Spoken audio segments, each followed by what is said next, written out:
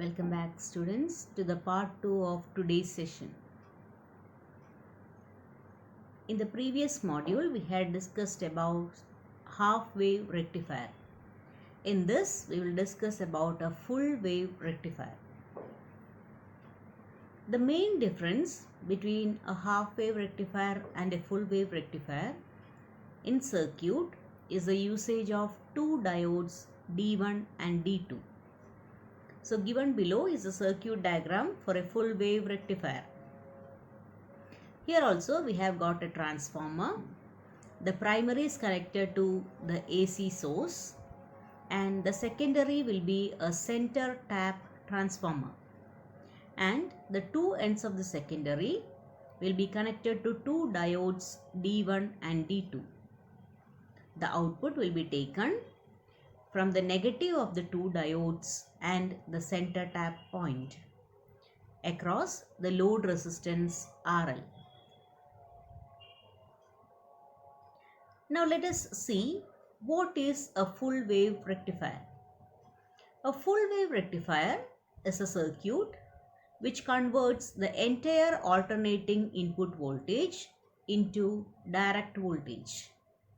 This is achieved by using two junction diodes.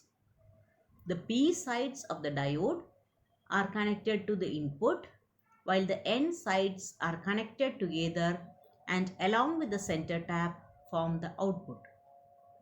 During the positive cycle of the alternating voltage, one diode conducts while the other doesn't. This is reversed during the negative cycle. Hence, both positive and negative cycles are converted into a direct voltage. Now let us see the working of a full wave rectifier. During the positive half of the input cycle of the AC voltage, the junction diode D1 is forward biased and the current flows in the circuit as indicated. That is, the current will flow through the topmost portion of the secondary through diode A or diode D1, then X, Y and to the center tap.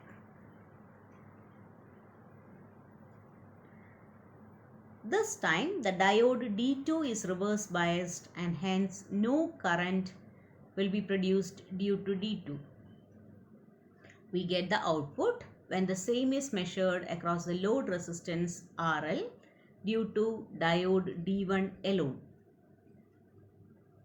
In case 2, during the positive half of the input cycle of AC voltage, the junction diode D2 is forward biased and D1 is reverse biased.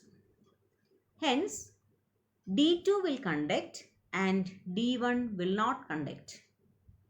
Hence, we get an output between the points, that is a center tap, diode D2, X, Y and then the center tap.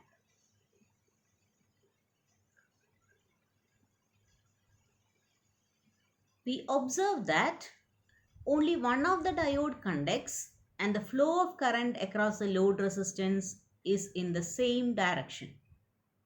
Also, the current flows during both the cycles of input AC voltage. Hence, the output, though unidirectional, has ripple contents, and ripple contents are indicated by the curved peaks.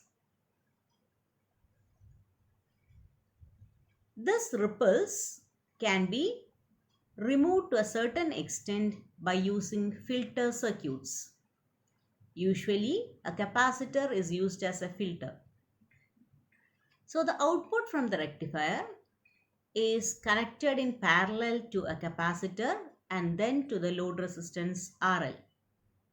So, the AC components get filtered through the capacitor and we will get only the DC component in the output. In the graphical representation, we can see that the pulsating DC will be removed to a certain extent by using capacitor input filter. So in the circuit diagram for filter circuits, we can get only the DC component by passing it through this filter circuit. And filter circuit generally consists of a load resistance and a capacitance. This capacitance has a high value of capacitance and serves as a filter circuits, and RL is the load resistance. The working of filter circuits is that the capacitance offers low impedance to AC component and offers infinite impedance to DC component. Due to this, AC component is bypassed or filtered out, and the DC component produces a voltage drop across the load resistance, which is almost a DC voltage. These are the input and output waveforms in the case of a full wave rectifier. The first figure represents the input due to diode D1, that is waveform reaching at A, and the second one is the input due to diode D2, that is waveform reaching at B, and the last figure represents the pulsating output due to a full wave rectifier. Hope you might have got an idea about a full wave rectifier. Thank you, dears.